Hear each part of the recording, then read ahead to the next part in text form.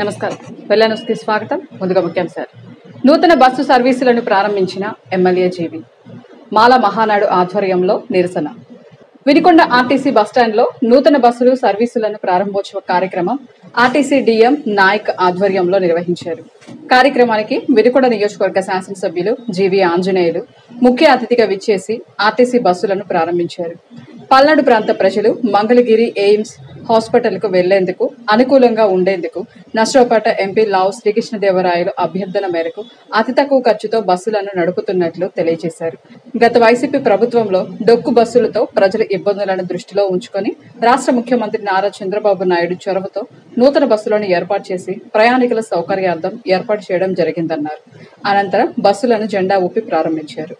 అధికారంలోకి వచ్చిన తర్వాత ఆర్టీసీలో మంచి సంస్కరణలు మొదలైనవి. 2 నెలల్లోనే వినుకొండ డిపోలో 15 కొత్త బస్సులు ఏర్పాటు చేయడం జరిగింది.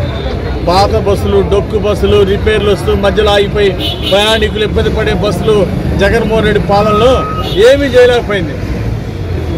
ఈరోజు చంద్రబాబు గారి పాలన రాగానే ఎన్డీఏ ప్రభుత్వం ఆధ్వర్యంలో బస్సులు, డొక్కు బస్సులు, రిపేర్లు ఉన్న బస్సులు మొత్తం కూడా తీసేసి ఈ 15 కొత్త బస్సులు ఇంట్రడ్యూస్ చేయడం జరిగింది. ఇది ప్రయాణికులు చాలా సంతోషంగా ఉన్నారు. భవిష్యత్తులో ఇంకా కొన్ని కొత్త బస్సులు తీసుకురావడం జరుగుతుంది. అట్లాగే చంద్రబాబు నాయుడు గారు గతంలో ఎయిమ్స్ హాస్పిటల్ తీసుకొచ్చారు. ఆయన చేతుల మీదుగా అక్కడ శంకుస్థాపన జరిగింది. ఈరోజు రాష్ట్రంలో దక్షిణ భారతదేశంలోనే ఈరోజు ఎయిమ్స్ అతి తక్కువ టైంలో మంచి పేరు ప్రతిష్టలు వచ్చినాయి. 10 రూపాయలకే డాక్టర్ ఫీజు, ఓపీ 10 రూపాయలు చెల్లిస్తే అక్కడ వైద్యం అందిస్తున్నారు. ఎయిమ్స్ హాస్పిటల్ మంగళగిరిలో చంద్రబాబు గారు దాన్ని శంకుస్థాపన చేసి ఆ రోజు మొదలుపెట్టించారు. ఈరోజు వేలాది మంది అనారోగ్యంతో బాధపడుతున్న వాళ్ళకి ఈరోజు ఎయిమ్స్ హాస్పిటల్ కొండంత అండగా నిలబడింది. ఆ హాస్పిటల్కి వెళ్ళాలంటే గతంలో బస్సులు లేదు. ఇక్కడ నుండి ఈరోజు డిఎం గారు, నాయక్ గారిని ప్రత్యేకంగా అభినందిస్తున్న వినుకొండ మన ఆర్టీసీ డిఎం గారు చక్కగా ఎయిమ్స్కి వెళ్ళడానికి నేరుగా బస్సు పెట్టారు. మంగళగిరి దగ్గర ఎయిమ్స్ హాస్పిటల్కి వినుకొండ డిపో నుండి ఒకటి, మాచల డిపో నుండి ఒకటి రెగ్యులర్గా రోజుకు 2 ట్రిప్పులు వెళ్ళటం రావడం జరుగుతుంది. దీనివల్ల అనారోగ్యంతో బాధపడుతున్నటువంటి వాళ్ళు, పేదవాళ్ళు, తక్కువ అమౌంట్ తోటి వైద్యం కావాలనుకునే వాళ్ళకి మంచి నాణ్యమైనటువంటి వైద్య ప్రమాణాలతోటి ఎయిమ్స్ హాస్పిటల్లో వైద్యం జరుగుతుంది.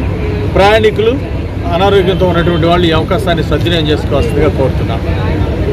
అలాగే రాష్ట్రంలో అనేక వందలాది కొత్త బస్సులు ఈరోజు 2 నెలల్లోనే వందలాది కొత్త బస్సులు చంద్రబాబు గారి ప్రభుత్వంలో మన రవాణా శాఖ మంత్రి గారు మరి ఏర్పాటు చేయడం జరిగింది. హృదయపూర్వకంగా అభినందన తెలియజేస్తున్నాను డిఎం గారికి.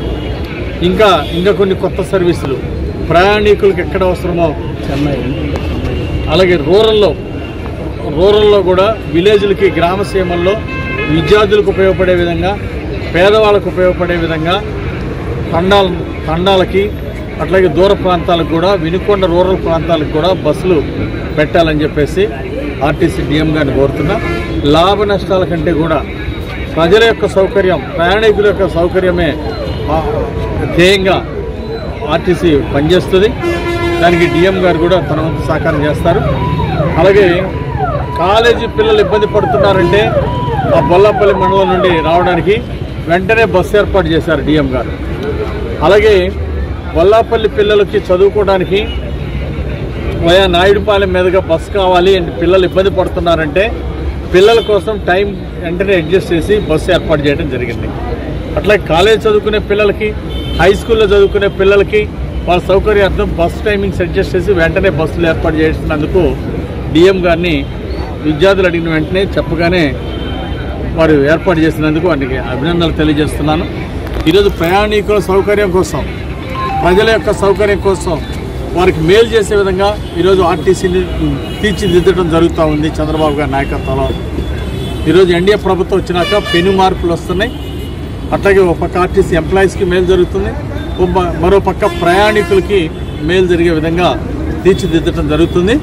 ఎయిమ్స్ హాస్పిటల్కి వినుకొండ నుండి ప్రత్యేక బస్సు ఏర్పాటు చేసినందుకు ఈరోజు కొత్త సర్వీసు కొత్త బస్సు ఒకటి వినుకొండ అలాగే విజయవాడకి ఒక ఎక్స్ప్రెస్ ఈరోజు ఏర్పాటు చేసినందుకు వారికి హృదయపూర్వక అభినందనలు తెలియజేస్తూ, మరి మనం ఈ 2 నెలల్లోనే దాదాపుగా 15 బస్సులు కొత్త బస్సులు తెచ్చుకోవడం జరిగింది.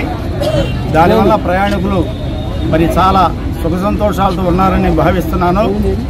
అలాగనే మరి ఎయిమ్స్ హాస్పిటల్ మంగళగిరి వెళ్ళడానికి మరి చాలామంది గుంటూరులో దిగి మళ్ళీ వేరే బస్సు ఎక్కి పోవాల్సి వస్తుంది. మరి మా ఆర్ఎం గారు రివ్యూ మీటింగ్కి వెళ్ళినప్పుడు మన శ్రీకృష్ణదేవరాయలు ఎంపీ గారు ఏదైనా సరే మీరు మాచర్ల నుంచి ఒక బస్సు, వినుకొండ నుంచి ఒక బస్సు ఎయిమ్స్ హాస్పిటల్లో పెట్టాలని మరి సారు ఆదేశించడం జరిగింది. మరి సార్ యొక్క ఆదేశాల ప్రకారం మరి మాచర్లో నిన్న సోమవారం మరి మన గౌరవ ఎమ్మెల్యే గారు ప్రారంభించారు. అలాగనే ఇవాళ వినుకొండలో సార్ చేతుల మీద ప్రారంభిద్దామని మరి వాళ్ళ ఎయిమ్స్ హాస్పిటల్కి బస్సును పెట్టడం జరిగింది. మరి ఎయిమ్స్ హాస్పిటల్ వలన మరి ఎయిమ్స్ హాస్పిటల్లో ప్రతి అన్ని రోగాలకు కూడా అక్కడ డాక్టర్లు మంచి డాక్టర్లు ఉన్నారు. అది కూడా కాకుండా మంచి మిషనరీ ఉంది. అతి తక్కువ ఖర్చుతోటి మరి ప్రతి ఒక్కళ్ళు కూడా మరి తమ యొక్క మరి ఆరోగ్యాన్ని బాగు చేసుకోవాలని డైరెక్ట్గా వినుకొండ నుంచి మరి మంగళగిరి దిగాలని మేము కోరుకుంటున్నాం.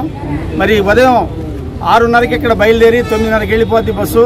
మళ్ళీ 9:30 9:30 బయలుదేరి మళ్ళీ 1 గంటకి ఇక్కడికి వచ్చి మళ్ళీ 1:15 బస్సు ఇక్కడ బయలుదేరి మళ్ళీ 4:30కి మన ఎయిమ్స్ హాస్పిటల్కి వెళ్ళొద్ది. వాళ్ళు పగులు పొద్దుగులు చూయించుకొని తర్వాత 4:30కి అందరూ కూడా ఇక్కడికి మళ్ళీ వినుకొండ చేరుకోవడానికి అవకాశం ఉంటుంది. వినుకొండ కానీ వినుకొండ చుట్టుపక్కల పుర ప్రజలు కానీ చేరుకోవడానికి అవకాశం ఉంటుంది. మరి ఈ అవకాశాన్ని మరి వినుకొండ పుర ప్రజలు ఈ ఎయిమ్స్ హాస్పిటల్ బస్సును ఉపయోగించుకోవాలని నేను మరీ కోరుకుంటూ మరి ఇలా కొత్త బస్సులు తెప్పించడానికి కారకులైనటువంటి మన సార్కి ప్రత్యేక ధన్యవాదాలు తెలుపుకుంటూ ఇంతటితో ముగిస్తున్నాం. Okay, thank you. ఎస్సీ వర్గీకరణకు వ్యతిరేకంగా భారత బంద్ను విజయవంతం చేసిన ప్రతి మాలలకు ప్రత్యేక ధన్యవాదాలు తెలియజేస్తున్నామని మాల మహానాడు రాష్ట్ర వర్కింగ్ ప్రెసిడెంట్ కొమ్మతోటి పౌలు తెలియజేశారు. భారత బంద్లో భాగంగా పట్నంలోని మాల మహానాడు ఆధ్వర్యంలో పట్నంలోని నష్టపేట రోడ్డులోని డాక్టర్ బిఆర్ అంబేద్కర్ విగ్రహ సమీపంలో రోడ్డులో నిరసన వ్యక్తం తెలియజేశారు. కలిసి ఉంటే ముద్దు, విడిపోతే వద్దు అన్న నినాదంతో నిరసన తెలియజేశారు. కేంద్రంలో బీజేపీ ప్రభుత్వం ఇప్పటికైనా కళ్లు తెరిచి మాలా మాదిగలను విడదీయవద్దని, కలిసి ఉంటే ముద్దు, విడిపోతే వద్దు అనే స్ఫూర్తిగా ఉండాలన్నారు. కేంద్రంలోని బీజేపీ ప్రభుత్వం కులాల మధ్య చిచ్చు పెడుతుందన్నారు.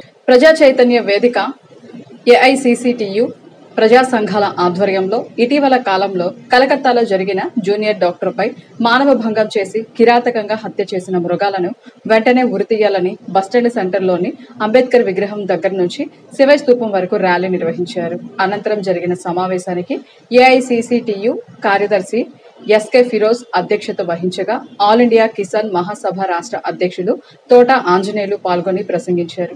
ఈ నెల ఆగస్టు 9వ తారీఖున కలకత్తాలో మెడికల్ కాలేజీ హాస్పిటల్లో జరిగినటువంటి క్రూరమైన మానభంగాన్ని చేసి హత్య చేసిన మృగాలను వెంటనే ఉరితీయాలని, ఇలాంటి సంఘటనలు పునరావృతం కాకుండా ఉండాలంటే సంఘటన జరిగిన వెంటనే కఠినమైన శిక్షలు అమలు చేయాలన్నారు.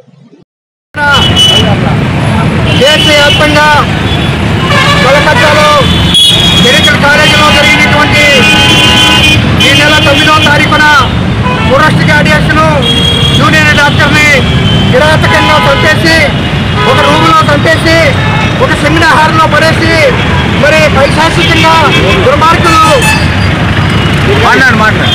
దుర్మార్గంగా వ్యవహరించిన సంఘటన యావత్ భారతదేశం మొత్తం కూడా అంత చెందినటువంటి పరిస్థితి.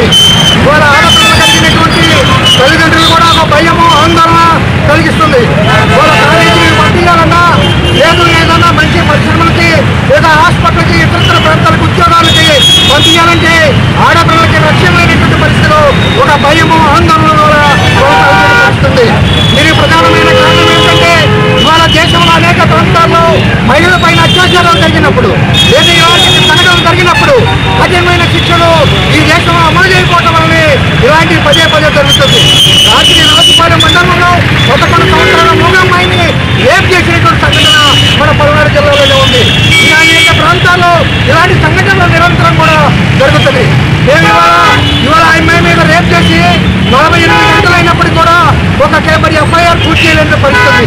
అంటే ఎఫ్ఐఆర్ పూర్తి చేయలేదంటే కాలేజీలో జరుగుతున్నటువంటి దురాఘాతాలు, కాలేజీలో జరుగుతున్నటువంటి డ్రగ్స్ వ్యవహారం, కాలేజీలో జరుగుతున్నటువంటి ఇల్లీగల్ యాక్టివిటీస్ మొత్తం హాస్యాలు మొత్తం కూడా ఆ అమ్మాయి తెలుసు.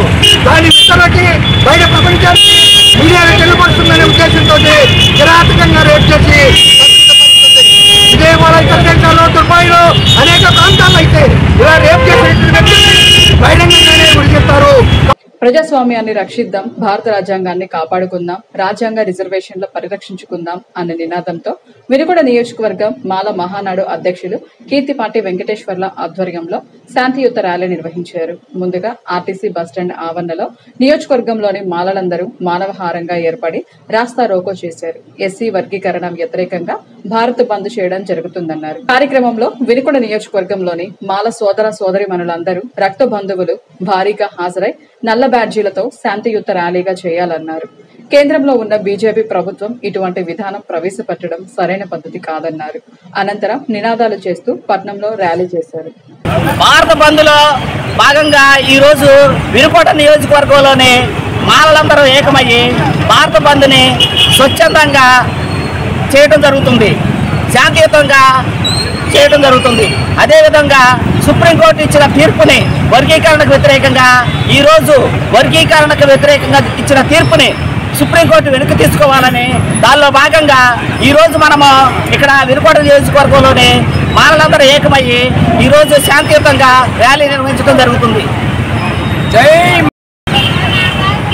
రాజకీయ నాయకులు వాళ్ళ స్వలాభం కోసం మాలా మాదిగల మధ్య శిక్షలు పెడుతూ వర్గీకరణ చేస్తే వాళ్ళకి బెనిఫిట్ అవుతుంది ఆలోచనతో సహా వాళ్ళు అలా చేయడం వల్ల వీళ్ళు విడిపోతే రాజ్యాధికారం మాకు వస్తుందనే ఉద్దేశంతో మాలా మాదిగల మధ్య శిక్షలు పెడుతూ రాజకీయ స్వలాభాల కోసం వాళ్ళు ఇచ్చే దాన్ని సుప్రీంకోర్టు కేంద్రంలోని నరేంద్ర మోడీ సపోర్ట్ చేయడం వల్ల జడ్జీలు కూడా అనుకూలంగా వాళ్ళకి తీర్పు ఇవ్వడం జరుగుతుంది.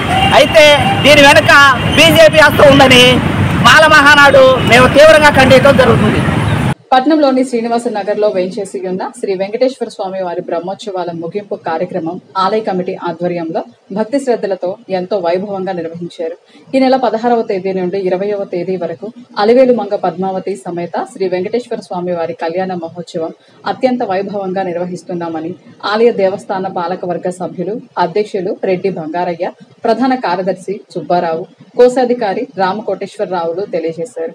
బ్రహ్మోత్సవాల ముగింపు సందర్భంగా ధ్వజ అవరోహణ, ద్వాదశ ప్రదక్షిణ, స్వామివారి పవలింపు సేవ, యజమాన దంపతులకు వేద ఆశీర్వచన నీరాజనం, మంత్రపుష్పం, తీర్థ ప్రసాద వినియోగం చేయడం జరిగిందన్నారు. ఇంతటితో వెళ్లాని సమాప్తం. తిరిగి రేపటి వెళ్లానిలో కలుసుకుందాం. నమస్కారం.